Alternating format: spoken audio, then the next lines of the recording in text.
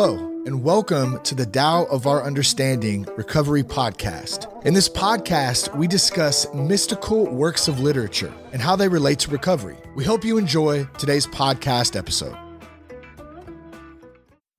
Hello, this is Buddy C. Welcome to the Tao of Our Understanding Recovery Podcast. Today we have Brian and Drew. Good to have you guys.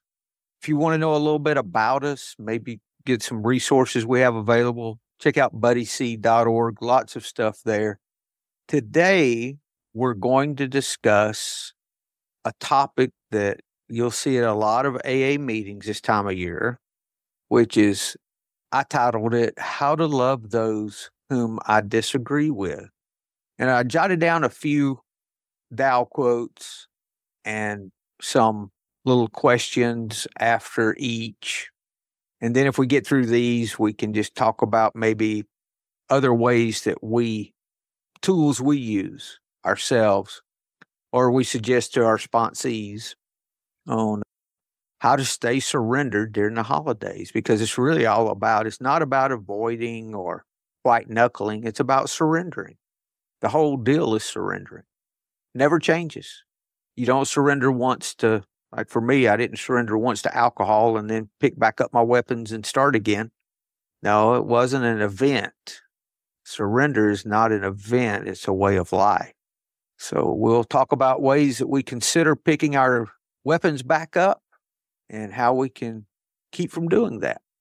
Okay, the first one we have, I'll just read these guys and then we can discuss them. It would be easier, I think. This is Stephen Mitchell's translation of the Tao Te Ching, verse 46. There is no greater illusion than fear, no greater wrong than preparing to defend yourself, no greater misfortune than having an enemy. Whoever can see through all fear will always be safe.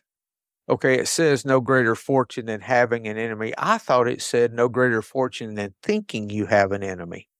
So I was wrong. I had to look. My two questions with this that I could ask myself: what do I feel I need to defend? And what do I feel I need to correct? This especially comes into play.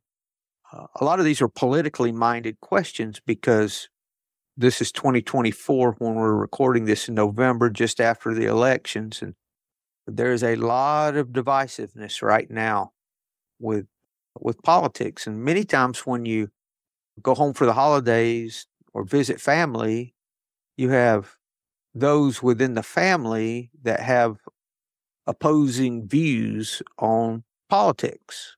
So how do you enter those situations and not get down and dirty with everybody and angry and upset? And how can you enjoy your family? Because for a lot of us, we use the acronym HALT: hungry, angry, lonely, tired. I can get angry over politics if I let myself. So if I can ask myself, what do I feel I need to defend? And then realize there's really nothing to defend. If I start defending, I'm inviting attack. That's what Course in Miracles says. So I'm better off if someone says something I don't agree with. They know I don't agree, so just let it go. Not respond. It takes two to argue. You're not going to change anyone's mind anyway, no matter how factually correct you are. Because I've found that even though if I am very factually correct and do a much better job of presenting my case, they're not going to believe it's true. Anyway, it's not up to me to correct in any way or defend or try to fix them or try to change their attitude and opinion. All I can be is an example. Now, if they ask, maybe have a conversation. But if it gets over into the defending and the need to be understood rather than me wanting to understand, and we're going to hit the St. Francis prayer in a minute. If I can keep out of that defending or correcting, and then there's nothing to correct either. It's not my place.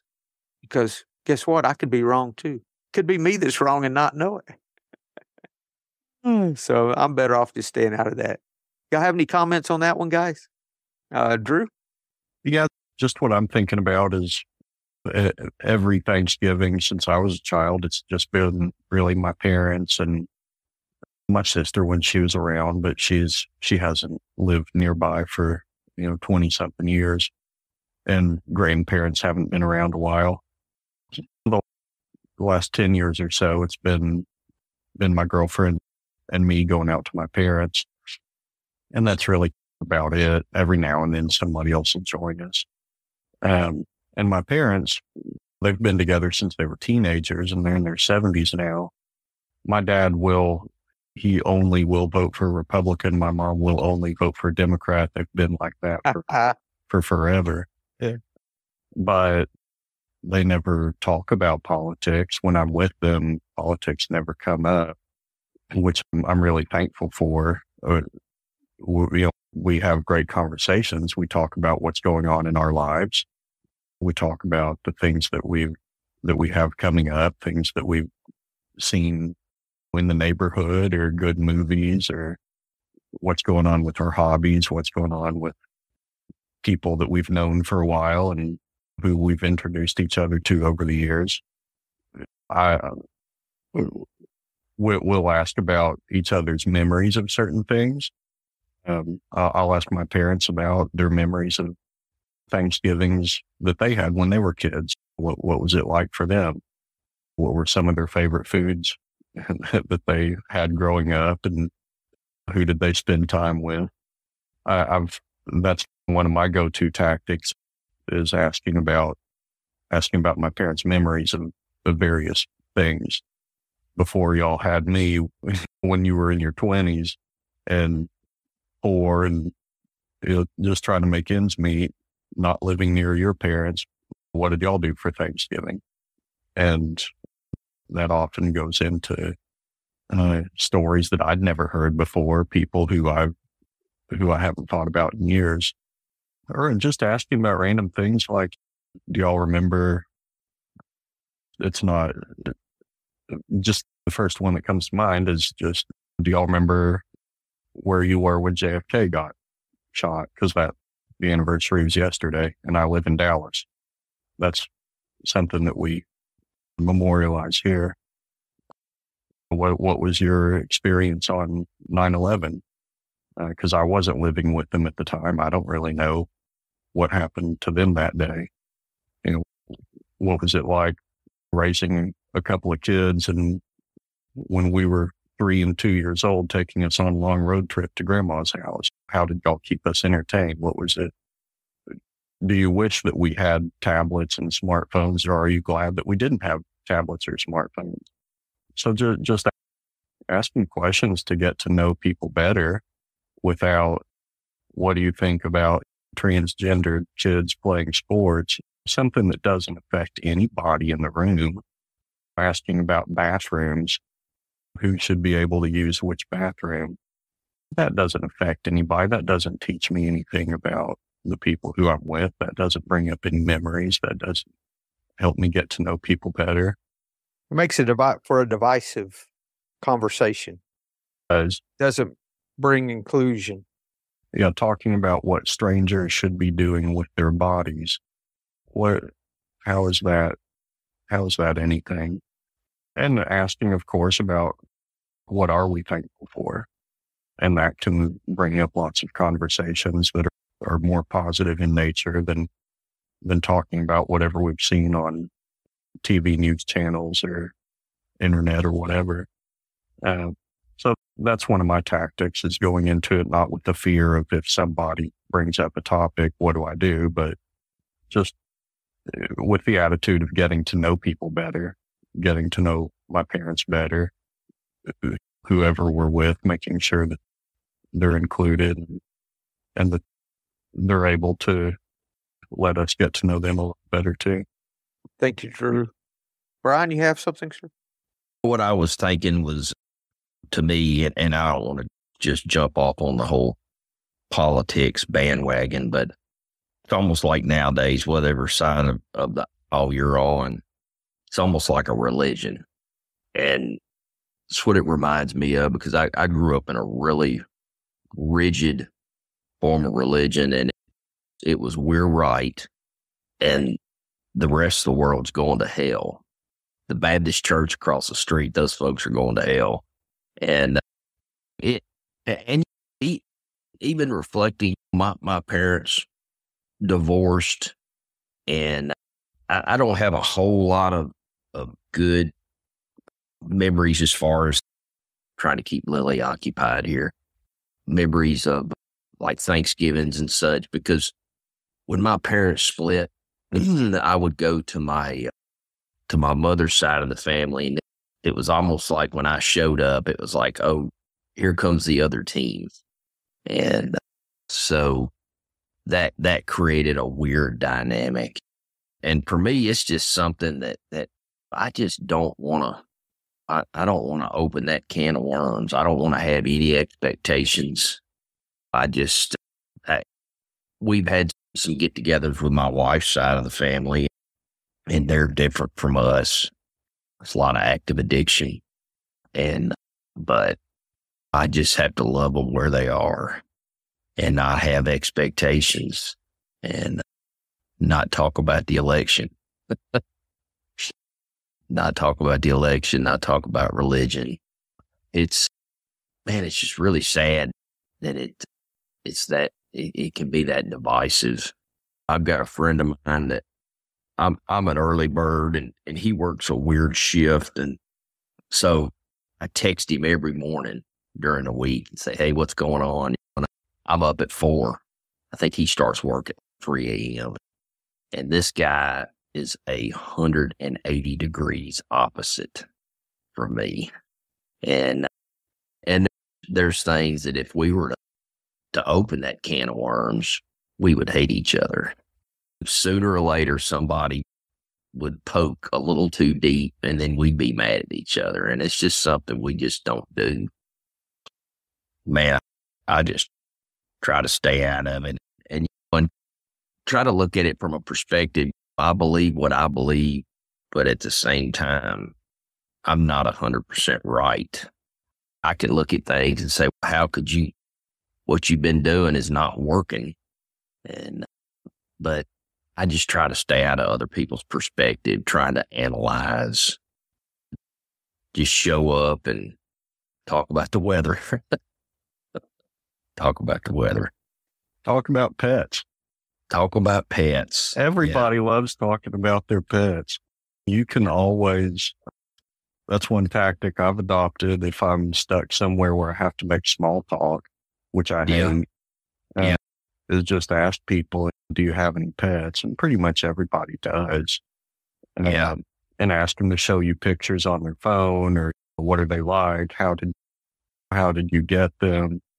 What do you like to do with them? And their politics doesn't come up when people are talking about their pets. That's another one of my go-to tactics. My parents and my girlfriend and I, we can talk for hours just about the pets that we currently have, the ones that we had in the past. And it's always fun stories, and we'll bring up pictures or go get a family photo album or something, flip through it. Yeah. Folks usually have either pets or children or both. So between those, you could usually come up with something to talk about. Mm-hmm. Yeah. And you already know some of those things, but at least you can get up, If you're with your parents, you can talk about health problems. Doctor's visits. Then that really quickly goes into health insurance and Medicaid. That's not one. Medicare and Medicaid. Yeah, that's true. Yeah, I don't like to go down that rabbit hole if I can help. Sometimes you get there without much effort. Let's go ahead. I'm sorry. Buddy, what I was going to say is like our conversation, I believe it was yesterday, Buddy and I was talking about the return aisle at Walmart and that fiasco, and there's no side to take. And I just have to keep that in mind. I know on the same side, Brian, whether we realize it or not. They're not. Yeah. When I start rolling in thinking I'm right, you're the enemy. That's my ego at work. That fear. That's like me going to the doctor and saying, I don't like my thumb on my left hand. Please cut it off for me. I hate it. That sounds so crazy, but when we're opposing someone and we feel things are a particular way, we're doing the same thing. Because if we're all one body, that's what we're doing. We're cutting our own thumb off, our own hand, what analogy you want to put with it. Because we are, and what I've experienced is that we're one, this moment is the moment in its entirety, and we're not separate from anything here. Yeah. My experience has been that's why when I help you, I'm really helping me. I feel better when I'm kind. Why is that? That's because I'm helping me. Yeah.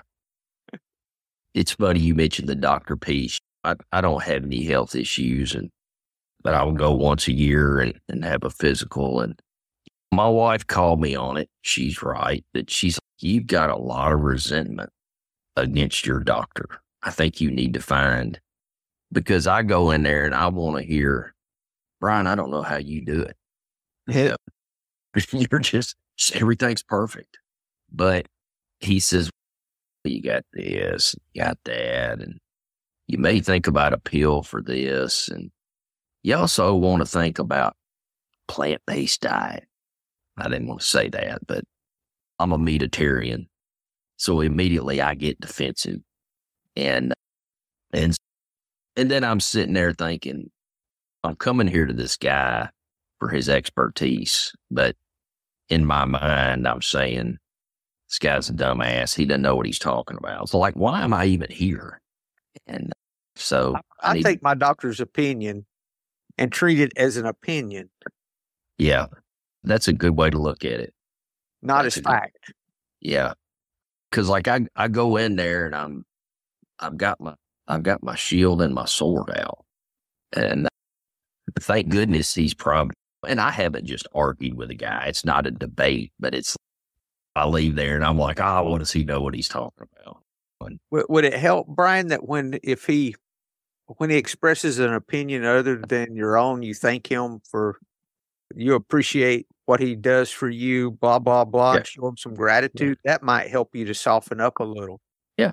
Because there might be parts of what he says that you could use. Yeah. But that's the way I look at my doctors. I'll listen to them, but I do know that they're practicing.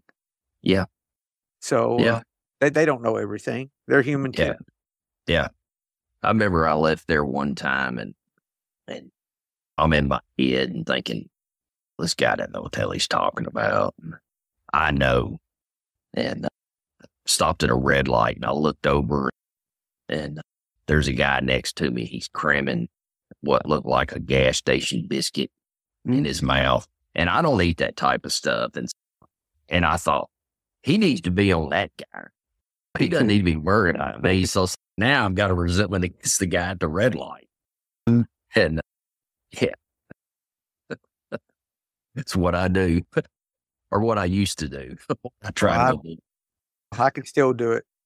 Yeah, me too. Number 2, a great nation is like a great man. When he makes a mistake, he realizes it. Having realized it, he admits it. Having admitted it, he corrects it. He considers those who point out his faults as his most benevolent teachers. He thinks of his enemy as the shadow that he himself casts. That's Stephen Mitchell from the 61st verse of the Tao Te Ching. My question is, it's a statement, there is no enemy. Why do I feel that my loved one is my enemy? Boy, when my loved one points out a fault of mine or criticizes something I did or tells me how I could have done something better, I do not think of them in the moment as my most benevolent teacher. That is not what comes to my mind. at all. Oh, thank you, my most benevolent teacher. And bow with hands together, for pointing out that I didn't clean the oven well enough, that I should have done it this way. I should have used this cleaner instead of that cleaner. No, that's a hard one for me to put into practice, is accepting criticism or comments like that, much less welcoming it, and not getting defensive, not getting my shield up, like Brian said, not pulling my sword out. Yeah, that's a tough one. It goes along with the first one, really. It's really about us changing our view of things. If someone points out something they feel is a mistake on my part, may be or may not, I do not have to attack them. Or if they have a view that opposes my view, I don't have to push back. I don't have to respond in kind. I can respond with kindness instead. I had a sponsee, he was having difficulty. His wife was pointing out some things. I said, why don't you just tell her, thank you so much for showing me that. I appreciate it. Thank you. Or on Facebook, I appreciate so much you sharing your opinion. It means so much to me. Try to say it unsarcastically, but something that, and we were talking about, because you'd never write it, but just thinking about how if you could say something like that sincerely, if I do that in my head, then it starts softening me to where I don't get caught up in all of that. I can also use I would not change Uncle Jim even if I could, that kind of, or whoever it is that rubs you wrong at the holidays. He wouldn't be good old Uncle Jim. Most of us have an Uncle Jim that shows up that's opposite of whatever, and that's all he wants to talk about. Now, number 3, there is no greater disaster than to underestimate your enemy. Underestimating the enemy almost made me lose my treasures. When evenly matched armies meet, the side that is compassionate shall win. If we feel we have an enemy, how can we I'll read my statements, my questions. How can I be helpful? How can I get compassion into this situation, in this conversation?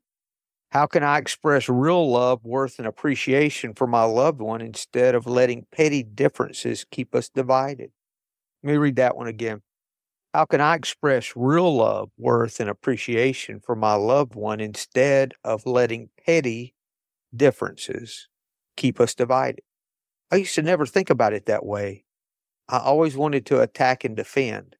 If the opposing political view had just lost something, I would want to rub it in their nose. See how wrong you are and how right I am? All of that, yeah.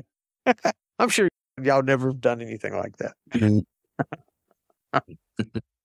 Yeah, the side that is compassionate shall win. Doesn't mean that you just do nothing or be a pushover, but you can shift the conversation. Maybe if it's someone that you're going to be challenged with, what if beforehand you made a little gratitude list of the things you appreciated in that person? So you had already been thinking about and sit with that a little bit. So you've got a few things. You can find something that you appreciate about the person. Doesn't have to be related to what might be the contentious thing. And work those into the conversation.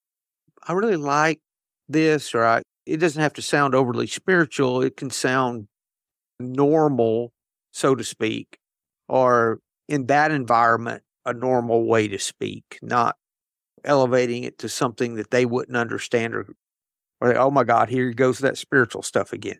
You can do it in a way that does not come in. I used to do that with my son all the time.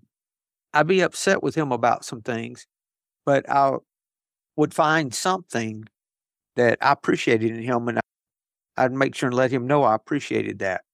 Even though there were other things I was very unhappy with him about. Because if I always harped on him about what I was unhappy with him about, man, we would have no conversations at all. My harping never changed anything. Yeah, how can I get helpfulness into this situation? But in those situations, all you can do is just be different, because harping on somebody, all that does is push them away. We're supposed to be a light, Brian, not a wrecking ball. We're supposed to be something that attracts. Attraction, not promotion. Exactly. I think that goes back to what you mentioned at the beginning, the part from St. Francis' prayer about understanding rather than being understood. Exactly. I'm thinking about my Uncle Jim, who I see at a holiday once a year. The holiday kind of changes from year to year, but I'm stuck with him once a year. And first thing out of his mouth is politics. Last thing out of his mouth is politics, and everything in between. And I love hearing his stories. He's from rural Georgia. My name's not Jim. I'm not your uncle. Do you know a buddy? I do know, buddy. Now back home, talking to your uncle. But I love hearing his stories from growing up as a kid and a young man in rural Georgia, because especially stories about like working odd jobs. You want to hear some wild tales. A young man who worked odd jobs in the Deep South has stories for days. And I'll tell him that. And after this conversation, I'll probably try to do a better job of telling him more explicitly that I just really love hearing the stories from him growing up in the Deep South. Tell me something I haven't heard before. And it's always a wild tale with, who knows, alligators and guns and criminals and who knows.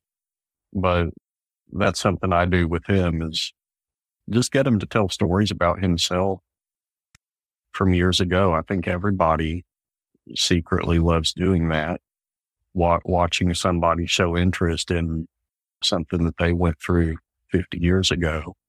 And that's time well spent for me, not only because I like hearing those stories, get to know Uncle Jim a little better, but it's also 30 minutes that I'm not hearing about whatever was the highlight on such and such website or news channel that day.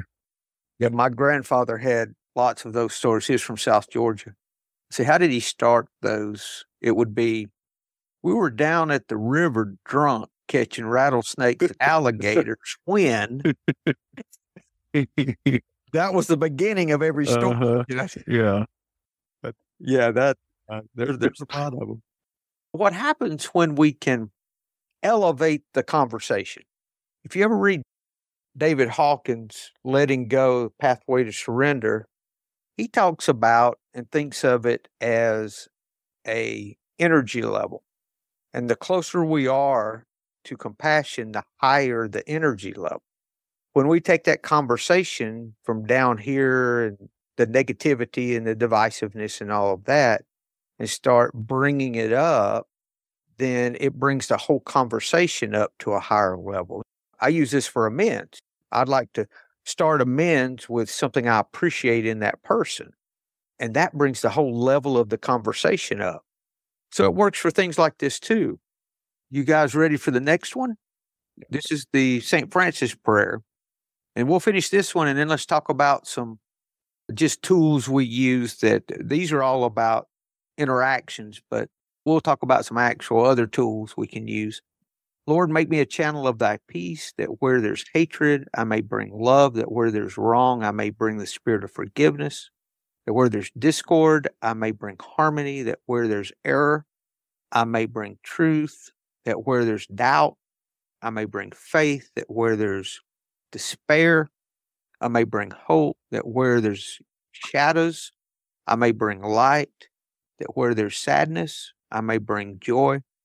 Lord, grant that I may seek, Lord, grant that I may seek rather to comfort than to be comforted, to understand than to be understood, to love than to be loved. For it is by self-forgetting that one finds, and it is by forgiving that one can be forgiven. It is by dying that one awakens to eternal life. Amen. That's the St. Francis prayer. You can also find that in the 12 and 12. Is that the 10th step? Maybe. Yes. Page 99, or step 11, page 99 in the 12 and 12. Let me read through my questions and then we can chat about it if that works. Why do my loved one and I feel differently about blank? In other words, why do we feel differently about this particular thing? And it helps me to write it, to get my head around exactly what it is that we disagree about. Why am I sure my opinion is correct?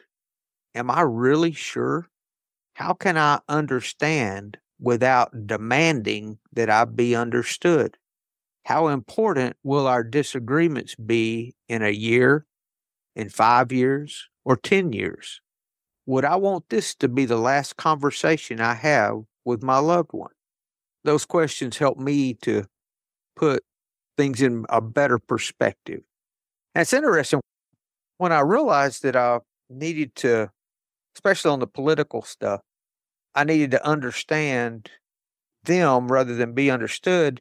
I said, let me switch, because I know they watch this channel for news, and let me watch their channel a little bit and see what they're hearing. And what I realized was, if that's all I heard, I would think just like they thought. They don't hear the same thing. So they're not privy to the same information. So it's almost like it's two sides that are talking about different things. They're not even the same thing. That's a real problem. I've enjoyed doing that. It's been I've gotten agitated a time or two. Why aren't they covering this? They should be but they don't cover it because it doesn't match up with what their agenda is. So they don't cover some things they should, I think. So anyway, it helped me, though, to start seeking to understand them rather than insisting and demanding that they understand me. I never thought about it that way. I thought they just got the same information I did, and they just looked at it differently. They truly get different information. So how could they agree with me? If I watched what they did, I'd think the same thing. It's a big fallacy with our news media. It's like the internet. We can hunt what we like and say, oh, I'm going to stay here. It's not about challenging what we think. It's about finding things that agree with what we already think. But then stoke the fire. Yes. Yeah. But I think one thing that helps me with people who I disagree with is to remember that when you dig down, even though they and I have completely opposite opinions on how things should be done, we want the same things in the end. We want our loved ones to be safe. We want to have some security that when we get older, we'll be able to get the medical care that we need. We want the economy to hum along. We want those less fortunate their suffering to be eased. We just have very different beliefs about how long those things need to be put in place. But at the end of the day, we all want the same things. We all care about the same concepts, care about the same people. So keeping that in mind, that we all care about the same things. We just have different beliefs about how it needs to be done. That helps me see the other person not as an enemy, but as a friend, as someone who's on the same, I don't want to say battlefield, that sounds too aggressive, but they're in the same world that I'm in. They're not in a different world. They're really on your world. Side, Drew. They on are your on my side. side. They're wanting to accomplish the same things. Mm-hmm. I mean, there's some ideas that are different, but we're all on one side. Mm-hmm. But we don't seem to see that. I used to have an employee, and her favorite one of my employees, her favorite saying was, "Hey, I'm on your side." Mm-hmm. She used that all the time, and I remember it. Okay, thank you. Because if it's something we were disagreeing with, she wanted me to do something different or what, she said, "Hey, I'm on your side. We're going to figure this out."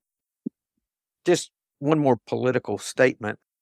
I just wish there were some way that either side telling lies in their commentary would just stop. That would go so far because there's so much vile that's there that shouldn't be. If I believe the vile, there's so much there that if there were just more factual than all the name calling and such, that I think would be so much better off. That accomplishes nothing. Anyway, anything else on the Lord's Prayer? This conversation that I'm having with my relative, is it really going to make a difference years from now? Probably not. And if we get all angry and leave disagreeing, is that the last conversation? If we see these people once or twice a year, it could very easily be the last conversation we have with them, especially as Uncle Jim gets older. Do we really want that to be the last conversation we have with them? That's a way to put it in perspective, too, for me. Anything else with those guys? What I was thinking was that one that they're towards the end about our disagreements, and then what I want this to be the last conversation. I was thinking about my brother who I haven't talked to in a long time, and there's a whole lot there, but really our last conversation was over a bag of dog food. Seriously. And when I felt that I was right, he felt that he was right. And I made a snarky comment, and that was the end of it. And it's a sad deal in a way. I'm not saying I'm fixing to try to find out where he lives and go making amends, but it was over a darn bag of dog food. And it was over a whole lot more than that. There was a whole lot more brewing than this bag of dog food, but it was, I came to him asking for help, and yeah, but I was a much different person then. Thank you, Brian. Yeah. I believe an amend will be happening soon. What's that? I believe an amend will be happening soon. And he's saying, yeah.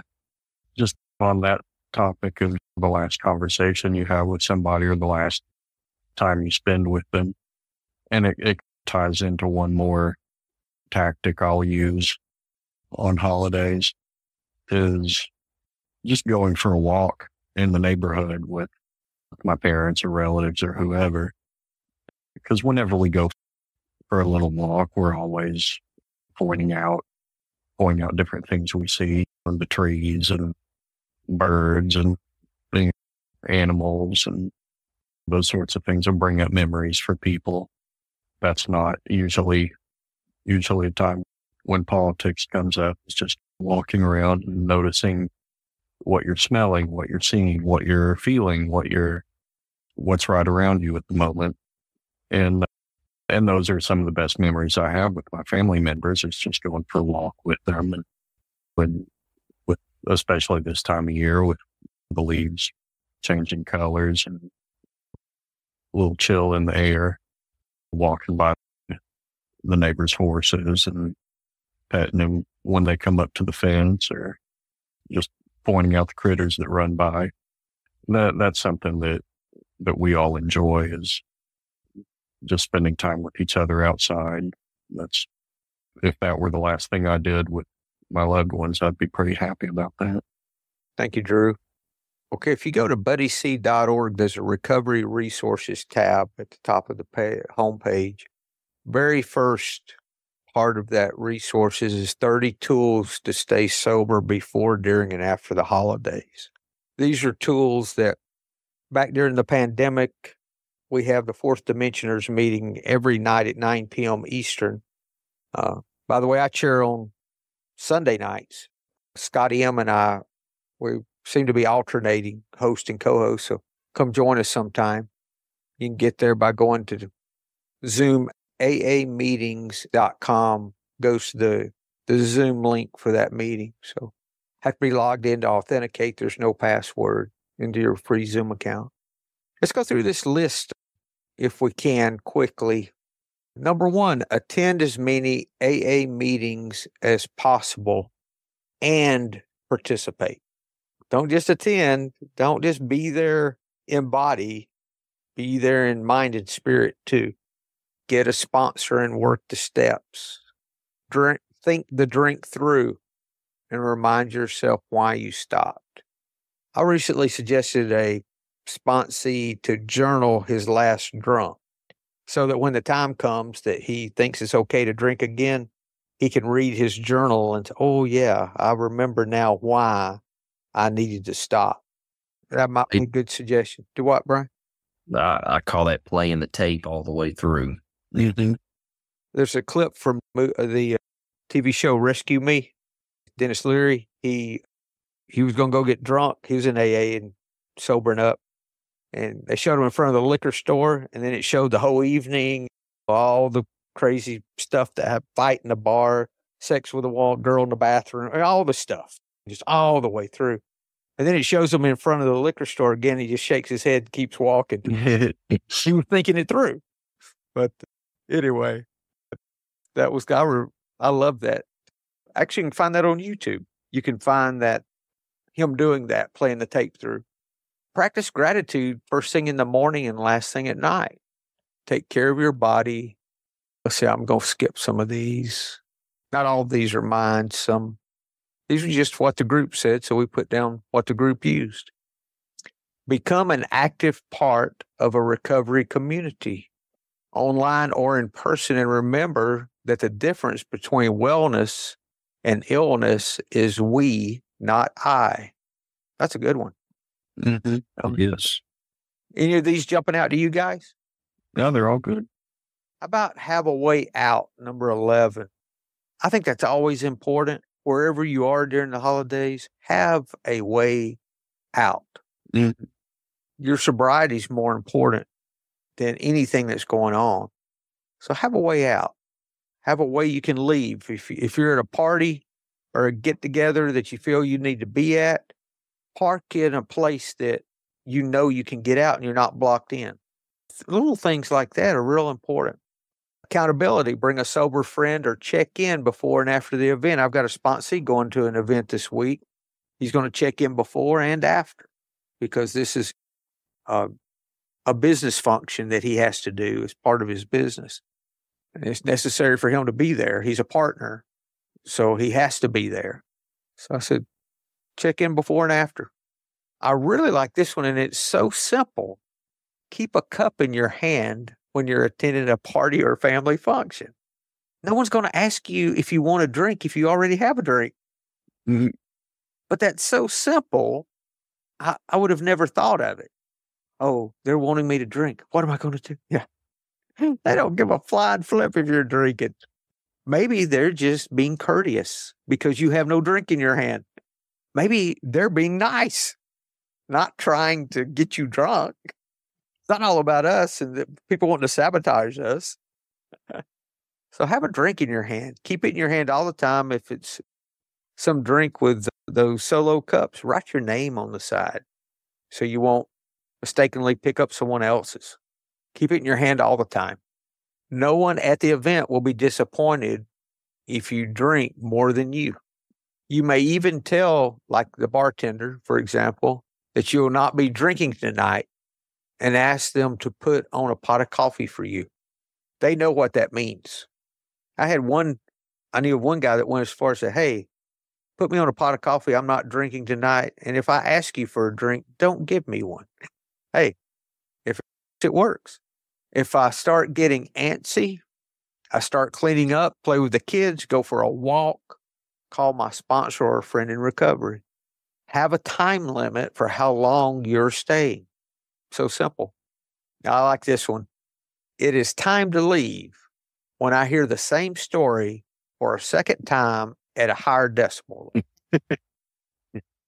That's time for me to go, if not sooner. Yeah, that's a good one. Prepare for the event. Take a nap, have a snack, go to an online meeting, be emotionally, spiritually, and physically ready or reconsider attending. I don't know how many times I'm rushing to get everything done because I've got to go to this thing, and you have sometimes more stress during that day than you would normally. Those things build up. So I don't want to just, rush my way through and then head to this get together that may challenge my sobriety. Maybe it's a good idea that I very much prepare. And if I can't prepare, maybe not go. Maybe rethink. We talked about halt, hungry, angry, lonely, or tired. Talked about attending a meeting. You can even attend an online meeting wherever you are. Don't do anything out of obligation. We always have a choice. Brian? All it takes is two for a meeting. And we can just go ahead. I was going to say that could be called a sober friend. You can go to an online meeting and just pray for the squares. Mm-hmm. One of the things I like to do with sponsees is if they're struggling, then they need to pray for someone who they feel struggling, not pray for themselves. Because when they pray for the other person, what are they doing? They're really praying for them. Mm-hmm. So, and prayer for me is just a way to surrender is what it is. I'm stepping out of the way. It's a way I'm laying down those weapons. Mm-hmm. Either laying them down or preventing picking them up. Either way, it's working. So I have someone in mind and I pray for that person. So if I don't have anybody in mind, my head's going crazy, go to an online meeting and start praying for all the squares. Every square, just pray for that square, just like you would hope they would pray for, just like you would pray for yourself if you were to. Feelings and thoughts are not facts. They have no value unless we give them value. Just because I have a thought about drinking doesn't mean shit. Does not mean a thing. It doesn't mean that I need to drink or that something's wrong with my sobriety, or all it means is I had a thought. How many of your thoughts do you have every day that are inconsequential, that mean nothing, that are not valid? It's up over 99.9%. We have thousands of thoughts that are just made up. They're not real. Just like if we had a thought about drinking or whatever, we just choose not to. We don't have to do what we think. Meditation is great for me with that. That really helps me distinguish between me and the thoughts. Those thoughts are not us. I am not these thoughts. I'm what's noticing the thought. I am not the thought. No thank you is a complete sentence. I've never had at a holiday party had to explain. Sometimes it happens for some people why I'm not drinking. You think everybody that comes in, there's people that don't drink there. Do you think they have to explain why they're not drinking? I'd say no, thank you. I'll take a Coke or I'll take whatever. Even if I were in places where I used to would have drank, I say, no, I'm not drinking tonight. I don't have to go into a full 20-minute why I'm not. They don't care. And once it's settled, it's never an issue again. It hasn't been for me. The holiday is no different than any other day. Just because it's a holiday, it's just another day. You don't need to be triggered no more on Thanksgiving Day than you did the day before. It's just another day. That's all it is. If we were in Europe, it would just be another day for sure. Would you think you would be triggered? Oh, it's Thanksgiving. What am I going to do? You're going to stay sober. You're going to use the tools. And if it's an issue, then you go to a meeting, you get out of there, you do something that contributes to your sobriety. Me sitting in it never works. Even if I'm there, I've got to get up and get busy, put some action. How can I be helpful?